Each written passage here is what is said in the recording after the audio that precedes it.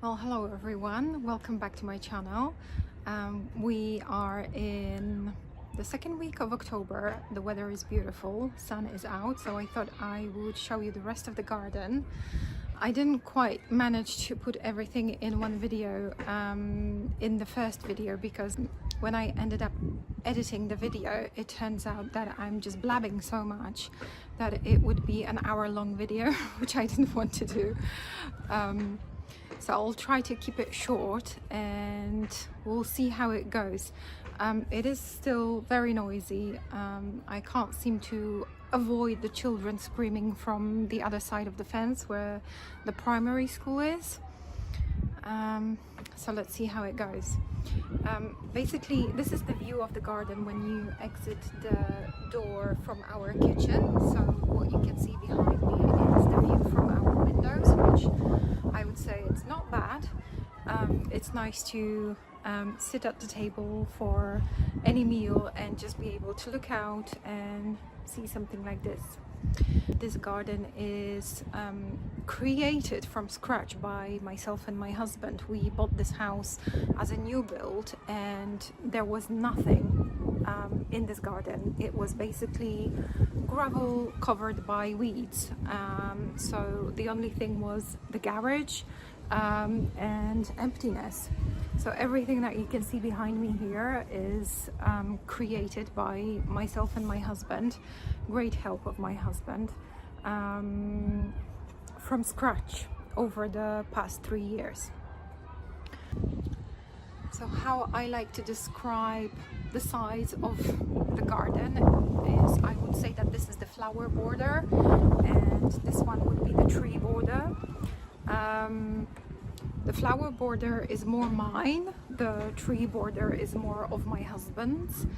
The way it has developed was we created the kitchen garden, which is at the back behind the garage, which you would be able to see the in-depth tour of it in my previous video. If you want to see it, you can click on the box and go watch it again.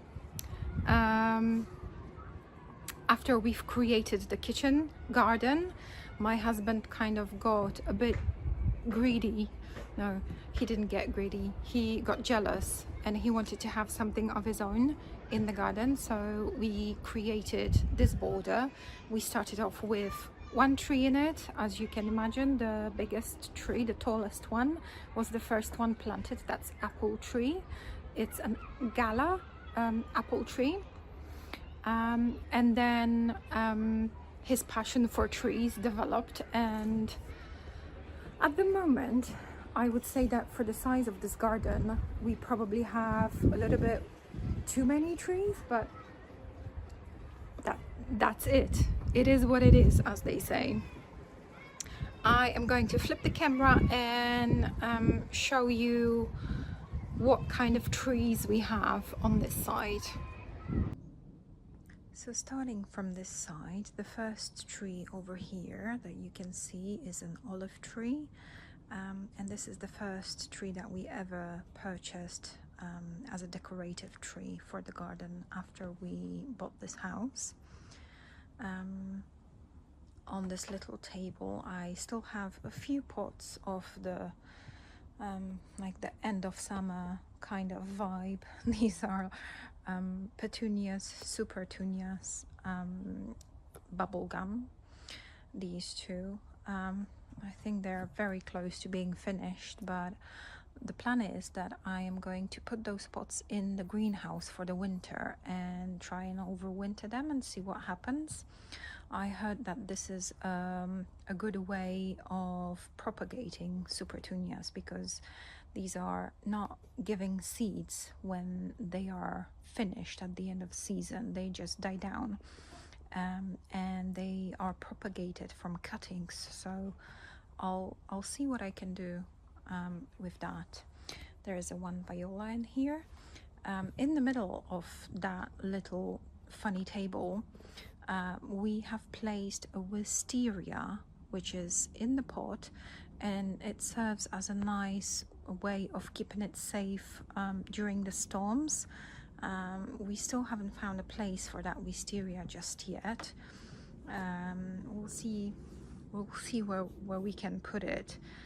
It might just end up in the pot for a while.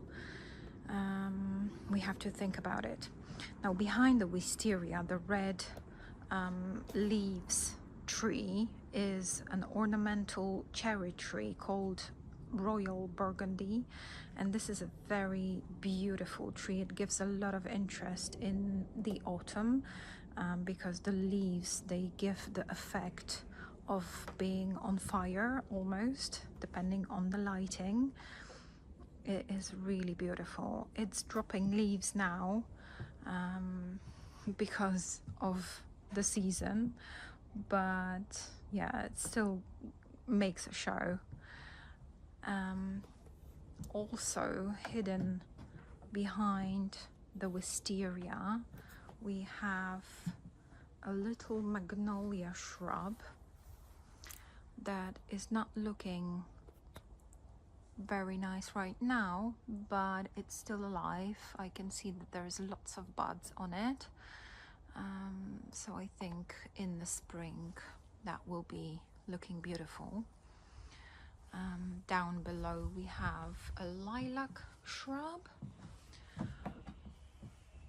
also just dying down for the winter. This is the same SuperTunia. It's a mix though. It's the bubblegum, and the lighter ones is called silverberry. And in the middle I had a lobelia plant as well. And then coming to the big border, the raised bed kind of border with trees. The first one in it, just from the left, is an apple tree. And that apple tree is James Grieve. The apples on it are looking amazing. I think this is, if not ready to be harvested, then almost. But the apples are looking great. This is a fairly young apple tree, so we are quite chuffed with the amount of fruit that it's giving. In the pot, the yellow leaves, that's a pear, and again it's a very young pear. We have a few pear trees at the moment in the garden. One is in the border there at the end, and this one is called Conference. It's slightly older than this one. I think it's 1 year older. This yellow leaf ones, that is, the name of it is Concord. So it's a different, slightly different type of a fruit. Still a pear, but it's just a different type, different variety. It hasn't given us any fruit this season. It's a very young tree. But yes, this is the part of the trees addiction of my husband's. When he started buying trees, he couldn't stop at some point. And would you be surprised that we have another pear tree in there in the pot? That's another Conference, also very young, the same as this one here. I know, don't ask. Next to the apple tree in the border, we have this beautiful Acer, and it's very interesting looking shrub or a tree. It has red stems, so this is the first interesting part of that shrub. And then the leaves, as you can see, are multicolored, because starting from the bottom it's a lime green kind of color, and then as you go up it transitions into orangey yellow. It's very interesting. It brings a lot of joy. It's nice to look at.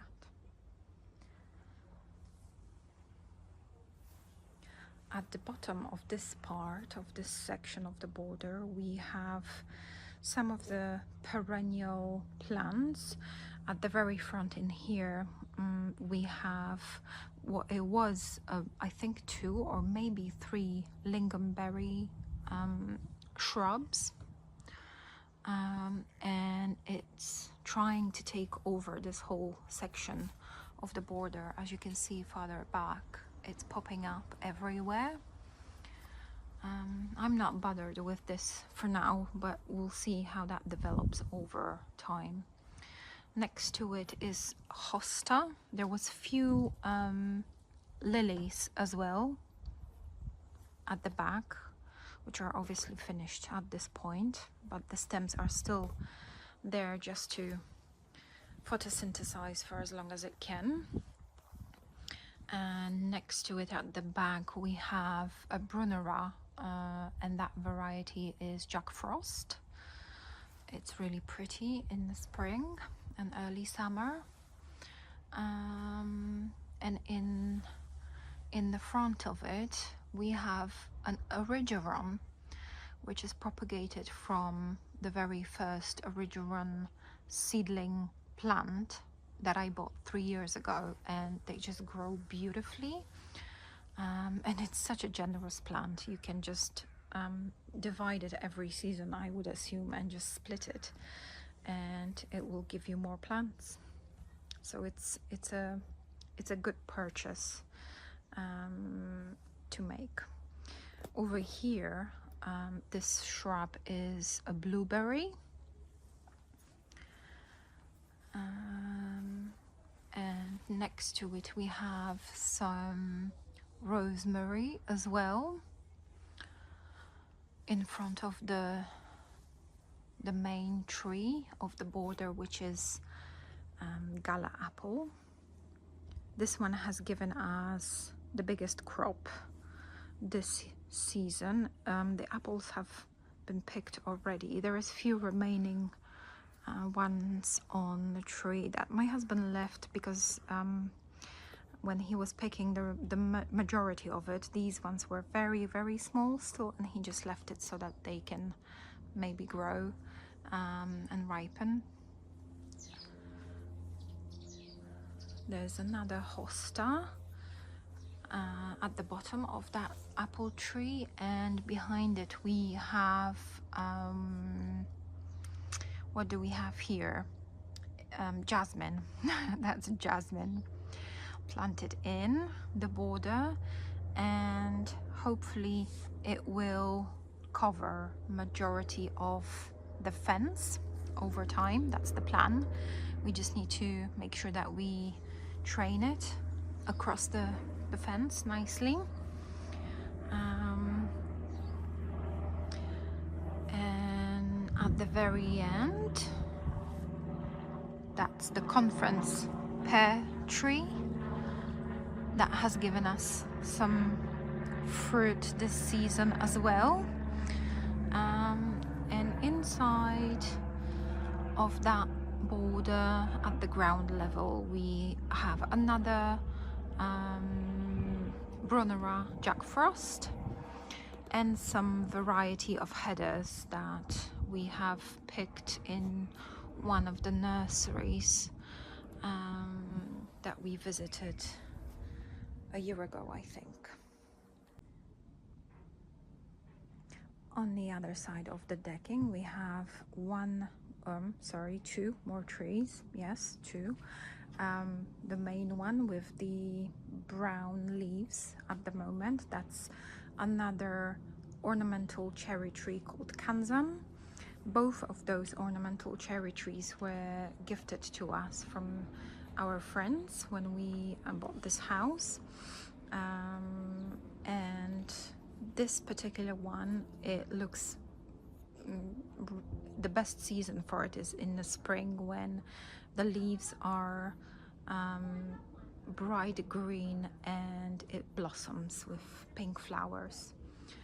And another tree that is standing next to that Kanzan is a cherry tree, but it's a proper fruiting cherry tree with edible fruits. This is a very young tree again, and it needs time to develop. You can barely see the branches here, but I promise you it's there. And at the back, or I should say in the front of the Kanzan tree, I have another rose from David Austin, and this was my first ever rose that I bought from David Austin, and this one is called the Generous Gardener. I might move it somewhere else. I'm not sure if this is the right place for it just yet. So this flower border here was the last one that was built in the garden, and that was in response to the tree border that my husband created for his needs. And then I got jealous and I felt like I need something to plant my annual or maybe perennial flowers, but flowers specifically. So we've sacrificed another piece of the lawn, and my husband built this border next to the garage wall. And at the moment it's looking a bit sad, as everything seems to be in the autumn, but also there was quite a bit of damage from the storm, and not the last storm, not Amy, the one before, at the beginning of September. That storm ripped off this trellis that is holding both a little bit of the rose that is growing over this arch here, but also and mainly the clematis. This is the Montana clematis, so the one with the white flowers when it's in bloom.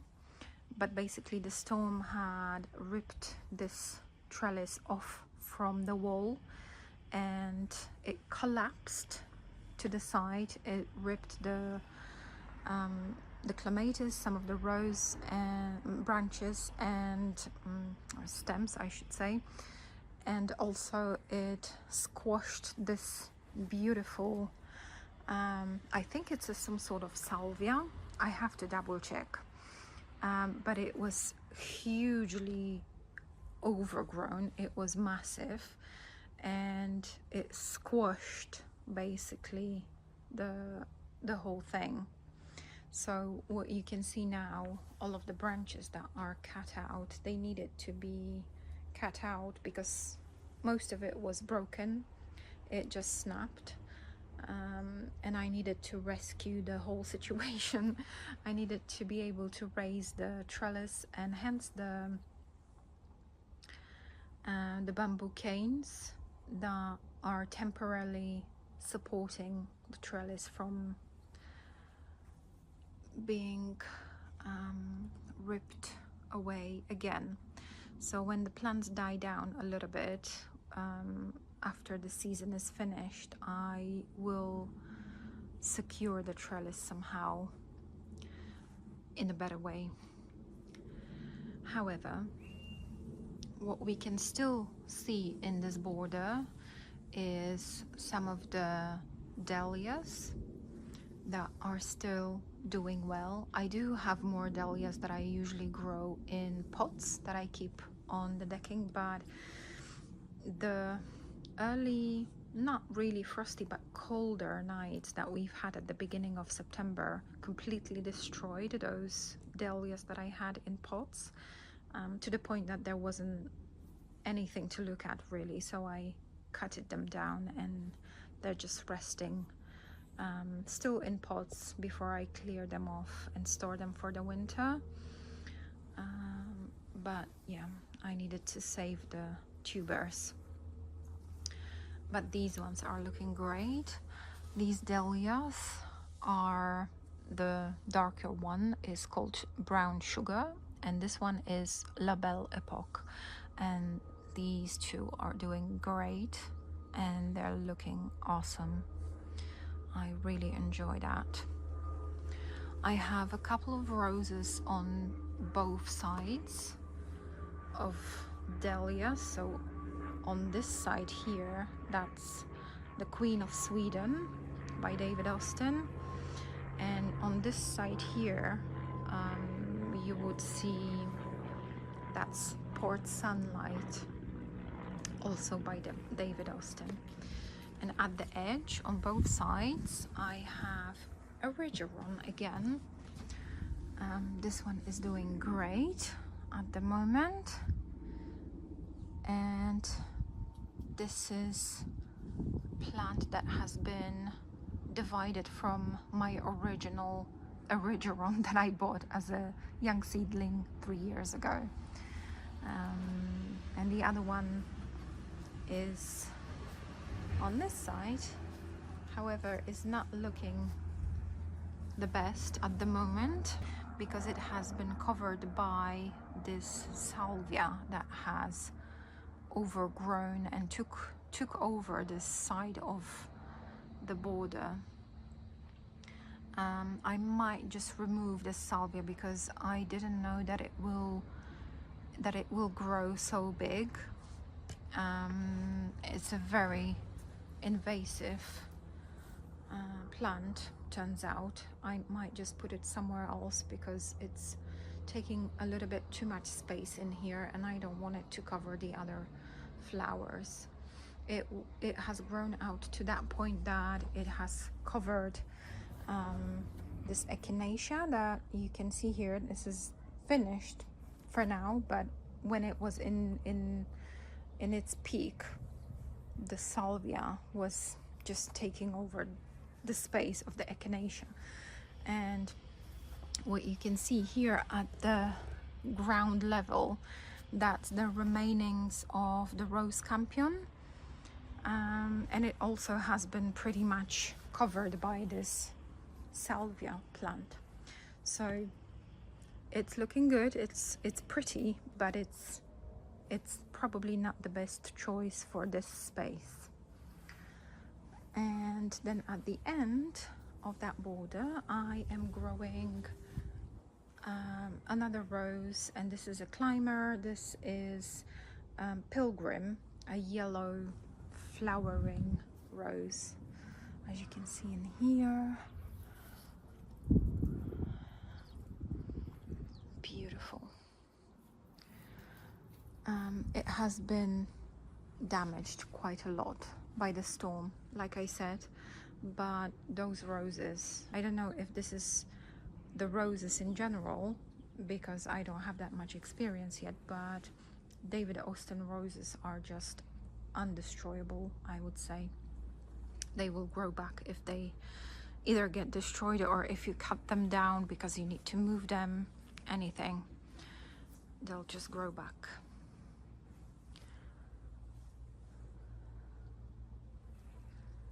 These two pots that you can see at the entry of the kitchen garden just by the rose arch are Agapanthus plants. Agapanthus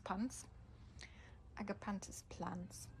One of them flowered this season, the other one didn't.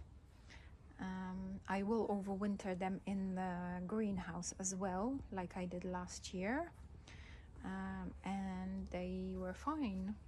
After the spring I will put them outdoors, and we'll see how they do.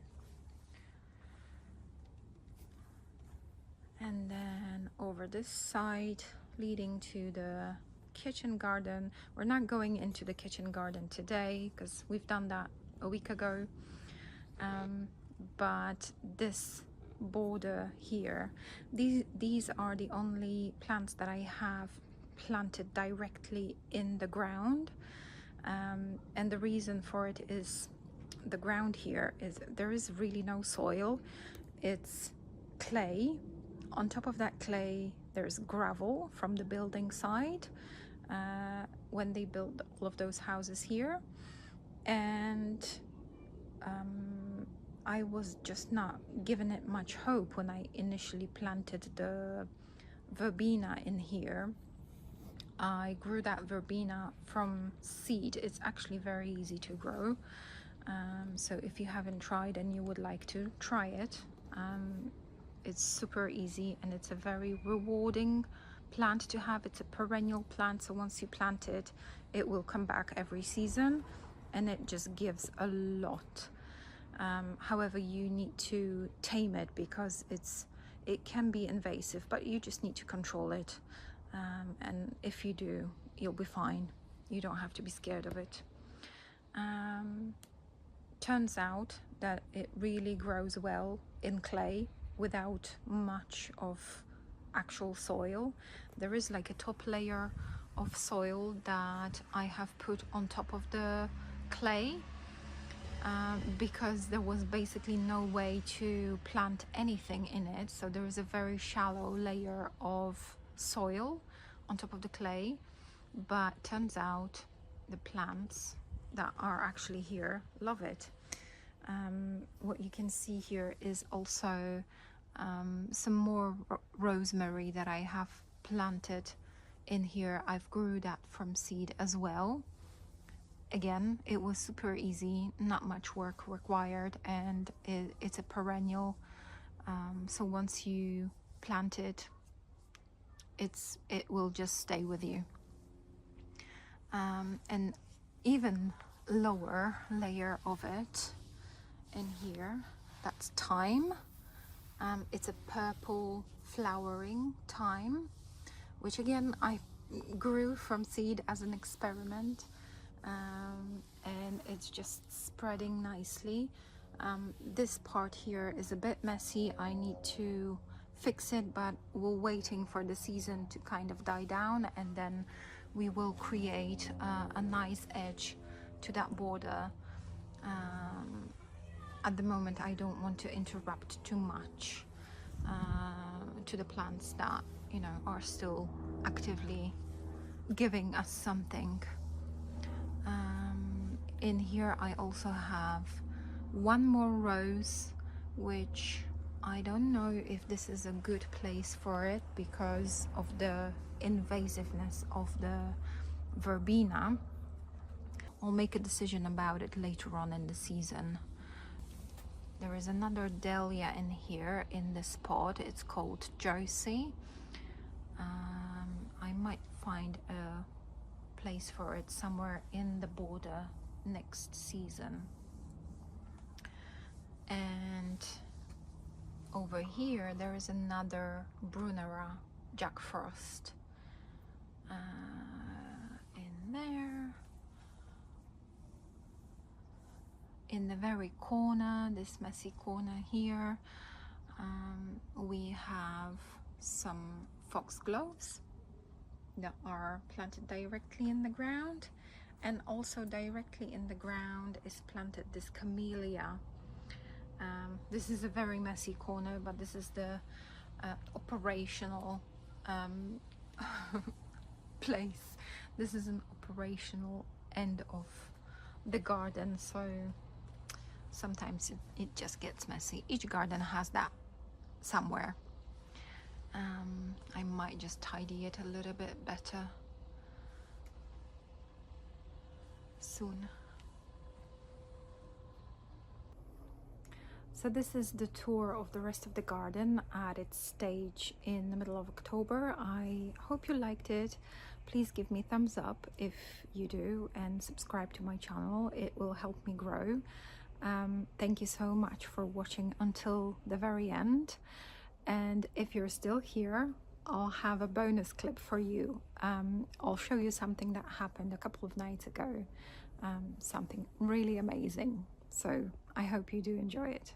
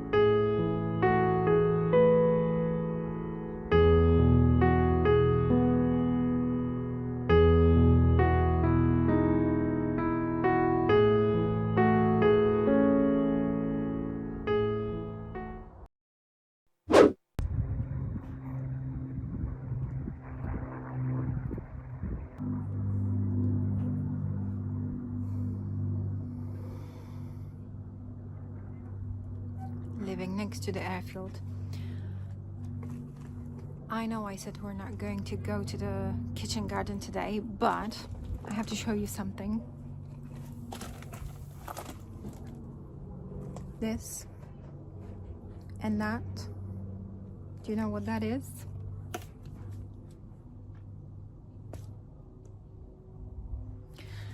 Let me know what you think I should do with this, because I know for sure this is going to drive me crazy, and we don't want that.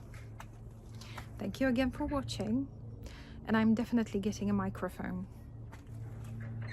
For sure. I promise. Bye.